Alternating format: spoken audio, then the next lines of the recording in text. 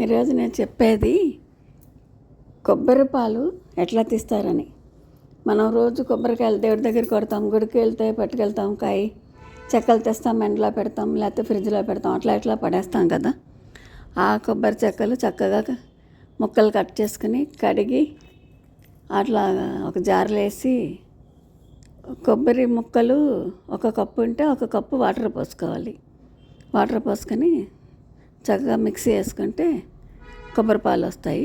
మళ్ళీ ఆ పిప్పిలో ఇంకోసారి నీళ్ళు పోసి ఆ పాలు తీసుకుని మిక్సీ అవ్వగానే గుడ్డ తీసుకుని వడపోసుకోవాలన్నమాట.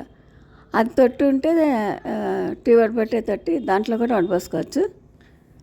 ఈ కొబ్బరి పాలు ఇట్లా తీసుకుంటే ఇది ఫేస్కి గ్లో వస్తుంది, దానికి రాసుకోవచ్చు.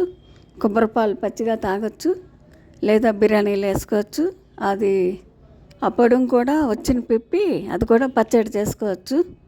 ఏది వేస్ట్ కాదన్నమాట. కొబ్బరి మొక్క, అసలు కొబ్బరి చెట్టు, కొబ్బరి మొక్క, కొబ్బరికాయ అన్నీ ఉపయోగాలే అన్నమాట కొబ్బరి వలన.